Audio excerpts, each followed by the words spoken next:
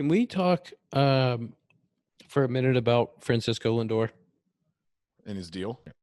10 years, 351 million. Is that correct? Research team? 41, I thought.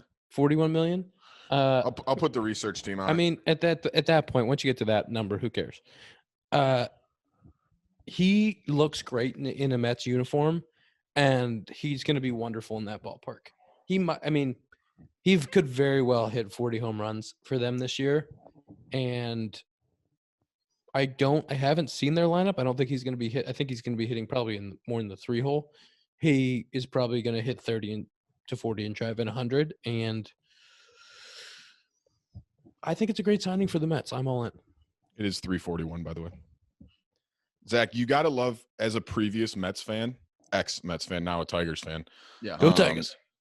You got to love, like, when a guy comes to an organization that, like, used to be, not like they've been bad in the past or recently, but, like, they used to be, like, really good, and he comes and signs that contract, and in his press conference, he's like, I want to make the Mets a destination everybody wants to come play sports. So sick. And, like, that's such a good personality for New York.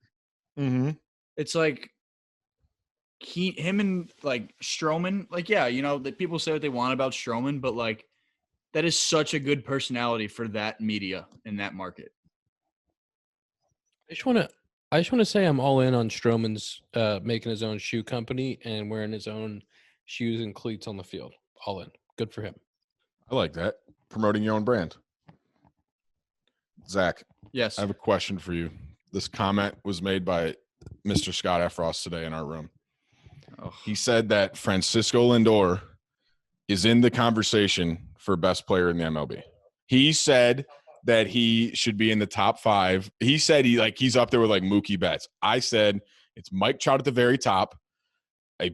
A little bit lower is a pretty clear Mookie Betts, and then third place is a little bit below Mookie. Like, it's clearly Trout, then Betts, and then third place is, like, a good amount behind. No, you said you can compare him with Mookie. You said you can compare him with Mookie.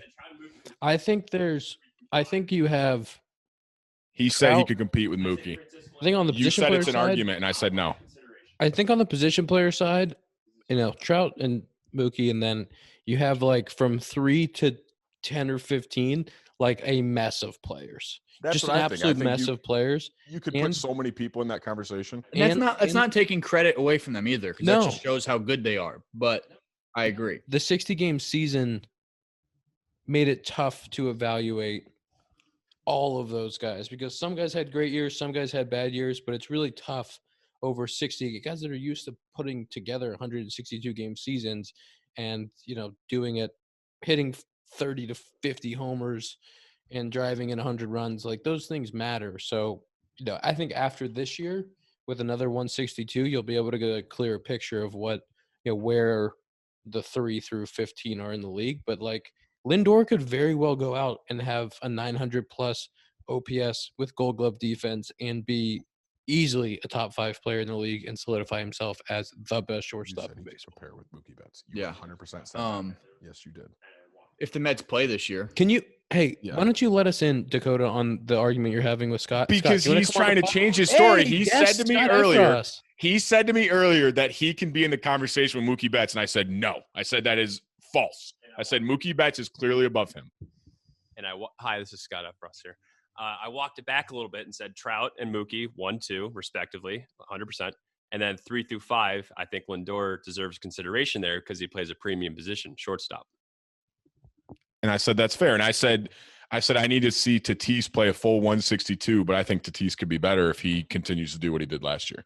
Tatis has to play a full 162. Bellinger is definitely in the conversation. Yelich, when he's really good. Freddie Freeman. Yeah, Freddie Free's unbelievable. Juan Soto, Ronald Acuna. Juan Soto is 100% in that conversation, especially if he can do that 400-plus on base over 160. What about sneaky Rendon? Rendon's incredible. You have who else am I forgetting that's really, really good at baseball?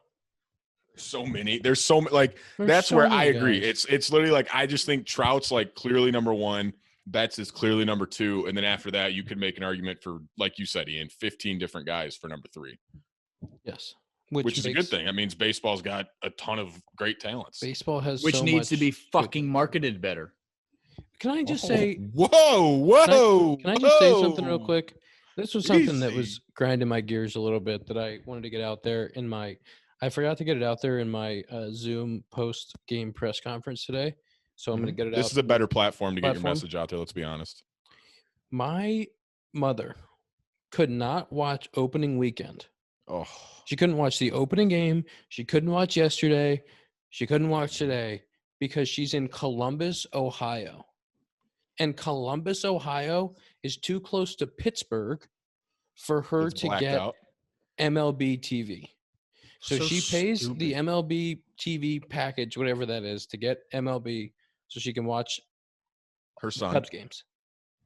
And she's too close to Pittsburgh, so she gets blacked out from the Pittsburgh versus Cubs game. So what is she supposed to do? She's supposed to get in her car and drive 7 hours from Columbus to Chicago to go watch the game? Why are we keeping baseball away from baseball fans? If people are paying for the subscription and they want to watch baseball, why are we not letting them watch baseball? How are we Scott going to grow the fan base? How are we going to grow the game? Some kid wants to watch the Cubs play in Columbus, Ohio, or in Northern Ohio, or in Toledo, or in Indiana, and he can't watch because he's too close to another market. What are we doing? What are we doing? I agree. That's always been such a frustrating thing. Like, I don't understand that. Like, what does that mean to be black? Like, if I pay, like you said, she pays for the MLB package. Like, if I'm paying for the MLB package, I don't care where I am. I should get every single game that I want to watch. And yeah, any game, any single game. If you pay for the package, you should have any game. You should be able to watch whatever game you want. You should be able to watch 30 games, 15 games. There can't be possibly be 30, 15 games a day. You should be able to watch every single game simultaneously. I just don't understand how we're going to market the game and continue to grow baseball without getting it out there to be consumed. It has to be consumed by as many people as possible. The reason why the Cubs are as popular as they are, I maintain this argument.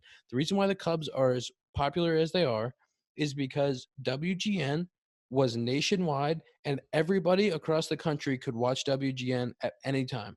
They gave away the product and they created a fan base that is nationwide. Everybody loves the Cubbies. Everybody wants to come watch the Cubbies because everybody could at one point.